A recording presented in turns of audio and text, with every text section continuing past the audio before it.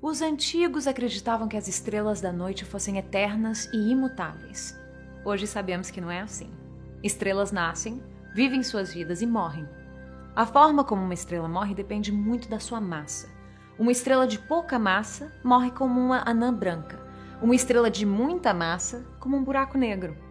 Se estiver entre essas massas, a estrela vira uma estrela de nêutrons.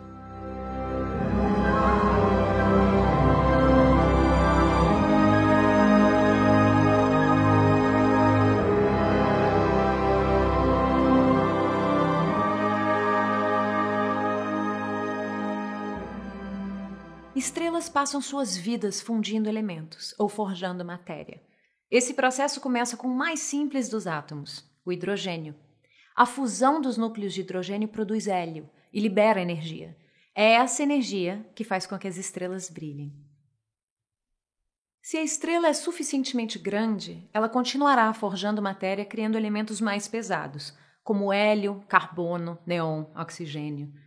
Mas em algum momento a estrela perderá o seu fôlego. A fusão de elementos cessará, a evolução da estrela chegará ao fim e ela morrerá. As estrelas menores terminam suas vidas como anãs brancas, uma bola brilhante de matéria branca e quente que se esfria lentamente ao longo de bilhões de anos. Apesar da fusão dos elementos já ter cessado nas anãs brancas, elas continuam brilhando por conta da sua temperatura astronomicamente alta. Essa é a morte que esperamos para o nosso Sol.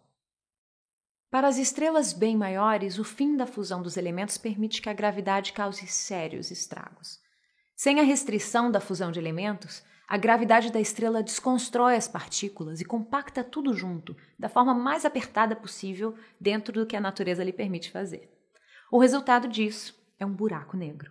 A gravidade de um buraco negro é tão forte que qualquer coisa que se aproxime é sugada para o seu interior, inclusive a luz. Essa zona de perigo é chamada de raio de Schwarzschild. Entre as anãs brancas e os buracos negros, temos estrelas de nêutrons. Essas estrelas são compostas primordialmente de nêutrons, que são partículas neutras.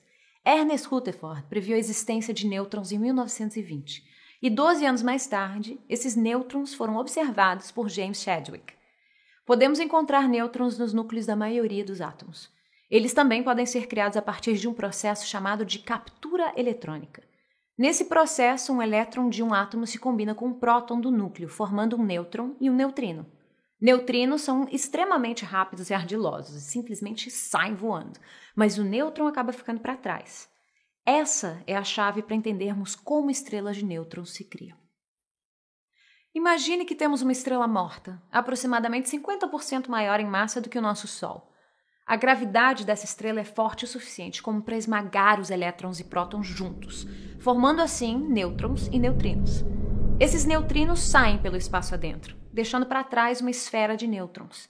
A gravidade continua esmagando esses nêutrons, mas eventualmente encontra um obstáculo: o princípio de exclusão de Pauli.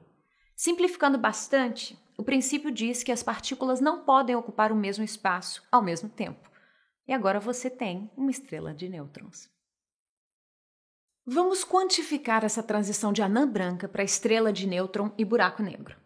Vamos supor que temos uma estrela morta e um medidor imaginário que nos permite mudar a massa dessa estrela. Vamos colocar esse medidor na massa solar 1, a massa exata do nosso Sol. Isso produz uma anã branca, uma esfera giratória de massa quente e branca mais ou menos do tamanho da Terra. Ao girarmos o medidor e aumentarmos a massa, a gravidade fica mais forte. A anã branca menor e começa a girar mais rápido. Uma vez que aumentamos o medidor para 1,39 massas solares, a gravidade se torna forte o suficiente para combinar os elétrons e prótons, formando assim nêutrons e neutrinos. Esse valor no nosso medidor é chamado de limite de Chandrasekhar. Essa estrela morta acaba de virar uma estrela de nêutrons.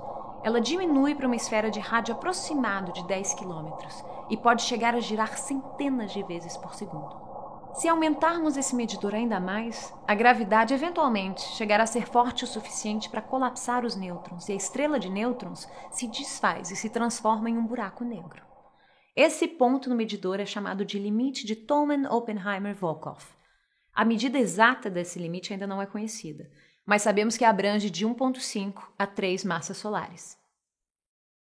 Se fôssemos observar os componentes que formam uma estrela de nêutrons, nos daríamos conta de que ela não é feita 100% de nêutrons. O componente principal, obviamente, é o nêutron, mas há também prótons e elétrons na mistura. Por girar rapidamente por conter essas partículas eletricamente carregadas, existirá em torno da estrela um grande campo magnético. Assim como na Terra, o campo magnético não precisa se alinhar com o eixo de rotação. Quando a estrela gira, o feixe de energia é espalhado no espaço como se fosse um farol. Elas emitem um fluxo de energia constante. Por conta desse fluxo de energia, as estrelas de nêutrons às vezes são chamadas de pulsares. Estrelas de nêutrons, assim como os próprios nêutrons, foram previstas muito antes de serem observadas. Quase ao mesmo tempo em que os nêutrons foram primeiramente observados, os astrônomos Walter Baade e Fritz Zwicky previram que uma supernova pudesse gerar uma estrela de nêutrons. Em 1967, um pulsar foi observado, e desde então muitas outras estrelas de nêutrons foram descobertas. O universo é um lugar bem grande, assim como esse botão para você se subscrever. Nem vou dizer para você apertar o botão porque eu tenho certeza que você vai fazer a coisa certa. A coisa certa é apertar o botão, tá?